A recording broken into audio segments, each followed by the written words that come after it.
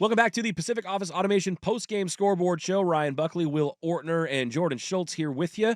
We'll also talk with Dusty Hara and Andy Dirt Johnson as the show goes on. But the thing I'm really enjoying about some of these games, Will, and you saw it specifically in the second half today, is it feels like in some of these shutouts now, or not shutouts, some of these blowouts, I should say, where, I mean, today felt like it was nearly a shutout, even though they had 3 on the board early. The defense just stepped up over and over again. But you're starting to see more and more contributors throughout the roster whose names you may not be familiar with, whose games you may not be familiar with.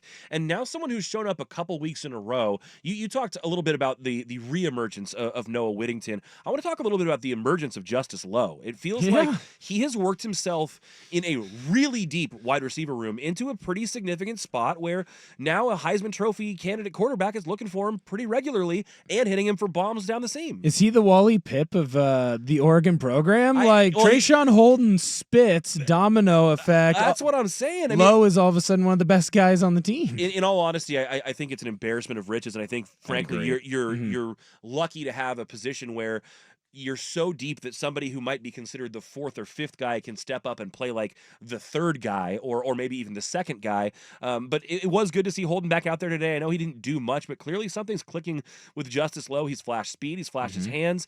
He's also a good blocker, I've noticed. He's really good on the perimeter, and he's still kind of a slight guy, but I've been impressed with guys like that who don't get a ton of regular opportunity, making the most of them and earning more. And you know, as somebody who played the game, how difficult can that be in season to capitalize on that?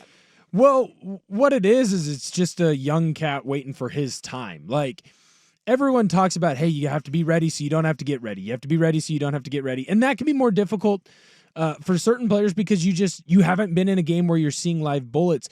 I think it's a testament to what Coach Stein is doing offensively, where he's putting Lowe in a position where you're not asking him to do too much. But then it's also a testament to Lowe of every single day before that he started getting significant time and reps.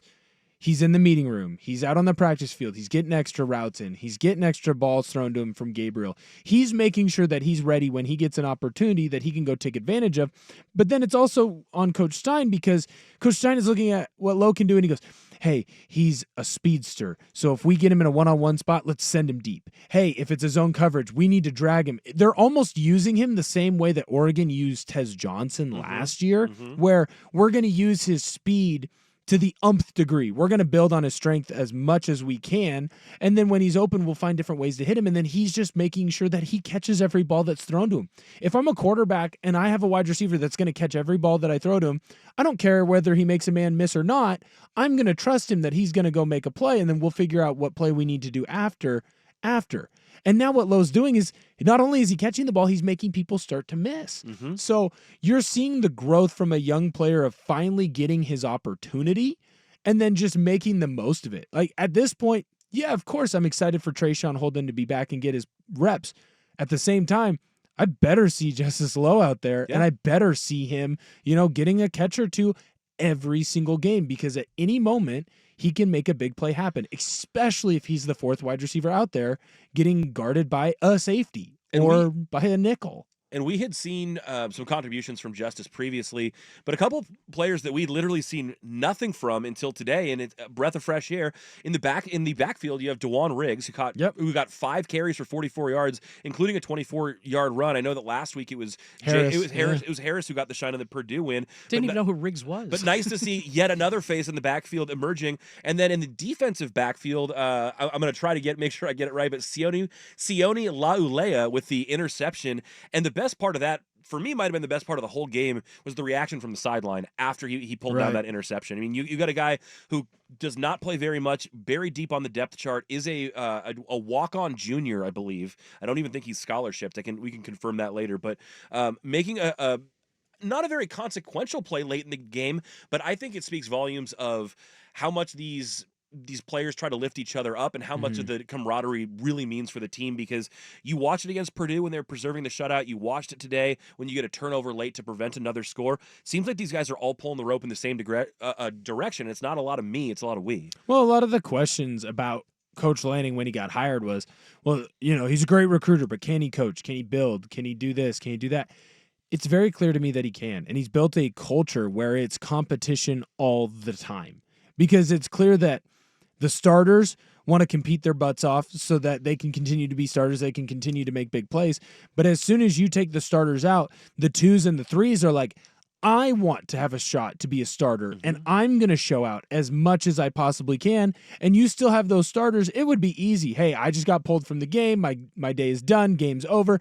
I'm going to hang out on the sideline. I'm going to figure out what the plans are. We doing Halloween tonight? Like, what costumes can we come up with together? We doing, what's going on after? And instead, they're sitting there on the sidelines. They're right off the bench, cheering on the young guys, giving them words of encouragement, teaching them how to do certain things. Hey, here comes this look. What should you be paying attention for against it?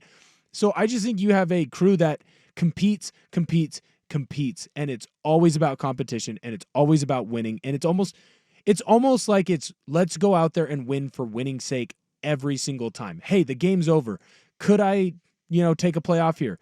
Yes. But I'm not going to, because if I do, Jeffrey Bossa is going to scream in my ear and call me out for not doing my job. Speaking of Bossa, sorry, Schultz, I'll holler at you in 1 second here, but that guy as a linebacker, makes more plays in coverage. It's unbelievable. He had one today. I think they were trying to either wheel. I don't know if it was they were trying to wheel out a running back, or they had a running or a receiver on a flat route and then had him go deep. But Bossa tailed him all the way down the sideline and just. He's fast. I know he's a former safety, but that dude is so good in coverage. And then you add in what Betcher's been doing, and now what Jackson is starting to do as well. We can talk a little bit about that coming up later, but that's another face that's starting to emerge more and more frequently.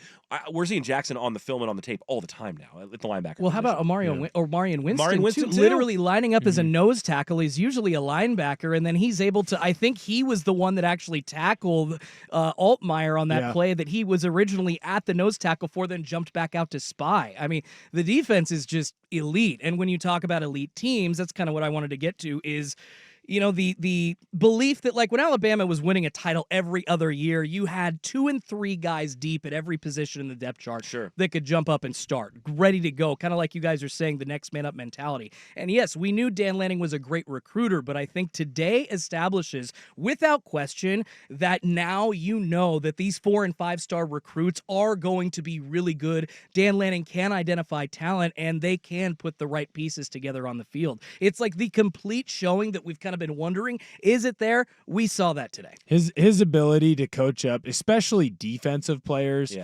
it's been on full display the last year or so. I mean, what Uyunglele has been doing, Tuioti's been doing, you're seeing continued growth. The TV broadcast did a little like a highlight package of Mateo Uyunglele today. Oh yeah, dude, that guy makes plays. It's not just that he's making plays; it's that he's doing it in all kinds of different ways. He's baiting linemen. He's outthinking them. He's going around them, through them, using moves, using his teammates. He's using a whole diverse skill set that just seems to be confusing the guys he's lining up with regularly, and I absolutely love it.